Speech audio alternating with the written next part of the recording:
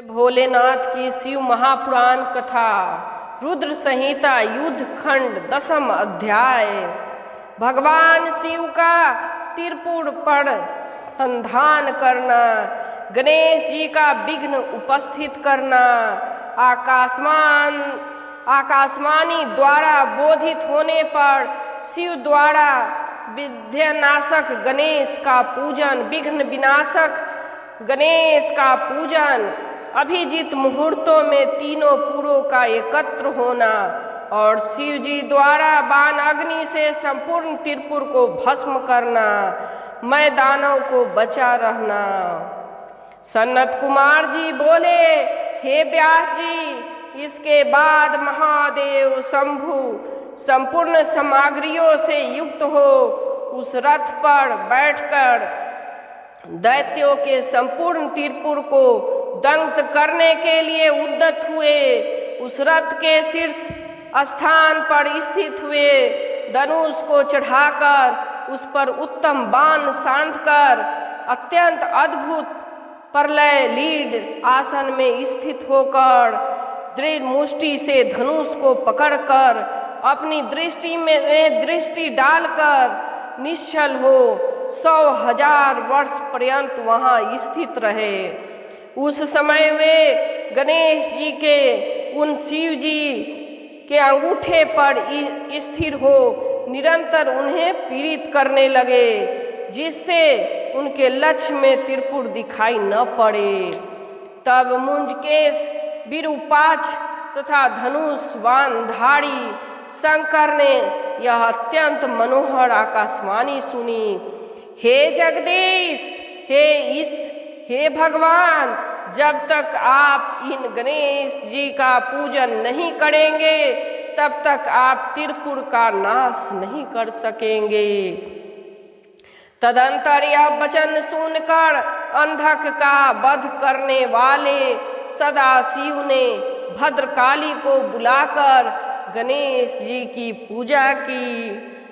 पूजा से उन गणेश जी के प्रसन्न हो जाने पर भगवान शिव ने आकाश में स्वयं अपने आगे उन महात्मा दैत्य तारक पुत्रों के तीनों पुरों को देखा, जो यथा योग्य एक दूसरे से युक्त थे। इस विषय में कोई ऐसा कहते हैं कि परब्रह्म देवेश परमेश्वर जो सबके पूजनीय हैं, फिर उनके कार्य की सिद्धि दूसरों की प्रसन्नता से हो, यह तो उनके लिए उचित नहीं प्रतीत होता। वे परब्रह्म स्वतंत्र, सगुण, निर्गुण परमात्मा तथा माया से रहित एवं सभी से अलक्ष्य हैं। वे परम प्रभु पंचदेवात्मक तथा पंचदेवों के उपास्य हैं, उनका कोई भी उपास्य नहीं है, वे ही सबके उपास्य हैं। अथवा हे मुने, सबको वर देने वाला उन देवाधिदेव महेश्वर की लीला से सभी चरित्र संभव है। जब महादेव जी गणेश जी का पूजन कर स्थित हो गए, उसी समय वे तीनों पुर शीघ्र ही एक में मिल गए। हे मुने, इस प्रकार त्रिपुर के एक साथ मिल जाने पर देवताओं तथा महात्माओं की बड़ी प्रसन्नता हुई। तत्पश्चात समस्त देवगण, महर्षि एवं सिद्धगण महादेव जी की स्तुति करते हुए उनकी जय जयकार करने लगे। इसके बाद जगतपति ब्रह्मा तथा विष्णु ने कहा, हे महेश्वर, अब इन दैत्य तारक पुत्रों के वध कार्य का समय उपस्थित हो गया है। हे विभो, आप देव कार्य संपन्न कीजिए, क्योंकि इनके तीनों पुर एक स्थान में आ गए हैं। हे देवेश, जब तक ये पुर एक दूसरे से अलग नहीं होते तब तक आप बाण छोड़िए और त्रिपुर को भस्म कीजिए। तब शंकर जी ने धनुष की डोरी चढ़ाकर उस पर बाण रखकर त्रिपुर संहार के लिए अपने पूज्य पाशुपात अस्त्र का ध्यान किया। उसके बाद श्रेष्ठ लीला विशारद शिव जी किसी कारण से उन पुरों को निरादर की दृष्टि से देखने लगे। आप विरूपाक्ष हैं और इन तीनों पुरों को क्षण मात्र में दंग करने में समर्थ हैं तथा सज्जनों की एकमात्र गति है। यद्यपि आप देवेश्वर अपनी दृष्टि मात्र से तीनों लोकों को भस्म करने में समर्थ हैं, किंतु हम लोग की यश को बढ़ाने के लिए आप इन पर अपना बाण छोड़िए। इस प्रकार जब विष्णु ब्रह्मा आदि समस्त देवताओं ने महेश्वर की स्तुति की, तब उन्होंने उसी बाण से तीनों पुरों को भस्म करने की इच्छा की।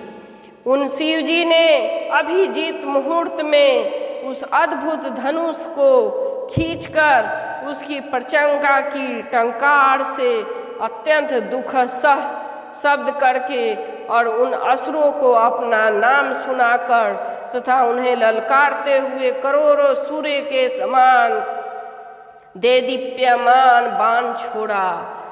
पापनाशक ज्वाल्यामान अग्निफल से युक्त तथा तीव्रगामी तथा विष्णुमय बाण ने त्रिपुर में रहने वाले उन तीनों दैत्य को दंग कर दिया। इस प्रकार भस्म हुए तीनों पुर 4 समुद्रों की मेखा वाली पृथ्वी पर एक ही साथ गिर पड़े और जले हुए पुर राख के रूप में हो गए।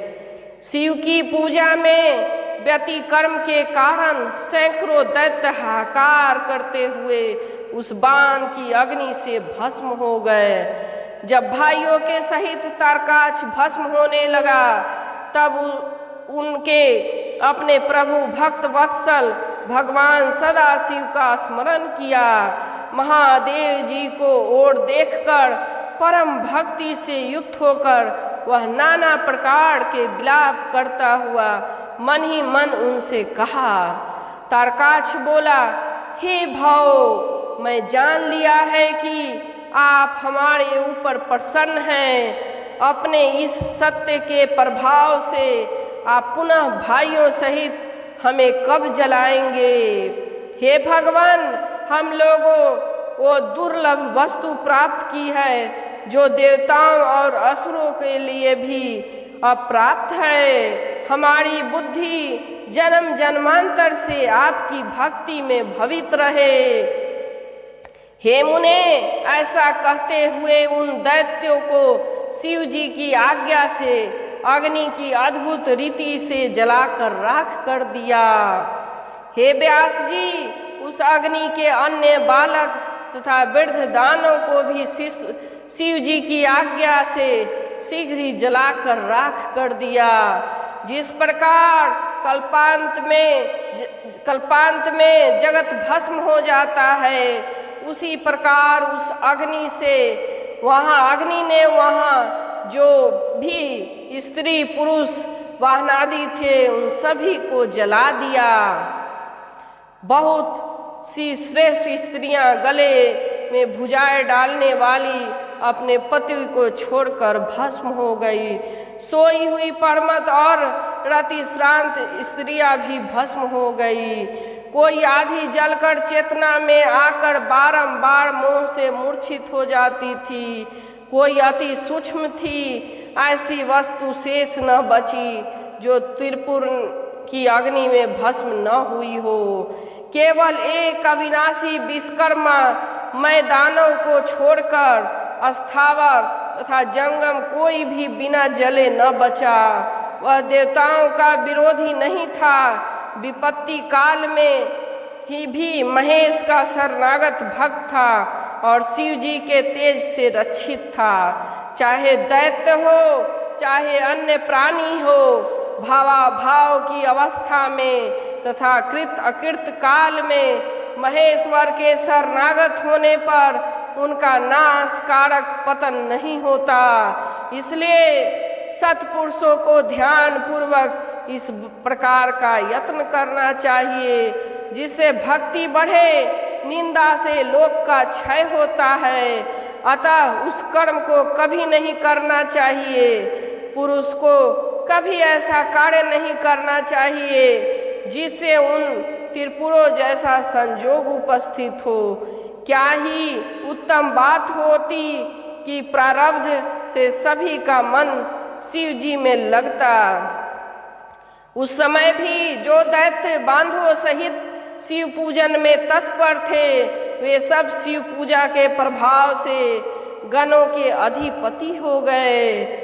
जय भोलेनाथ की। शिव महापुराण कथा रुद्र संहिता युद्ध खंड 10वां अध्याय समाप्त। जय भोलेनाथ की। शिव महापुराण कथा अद्भुत कथा है।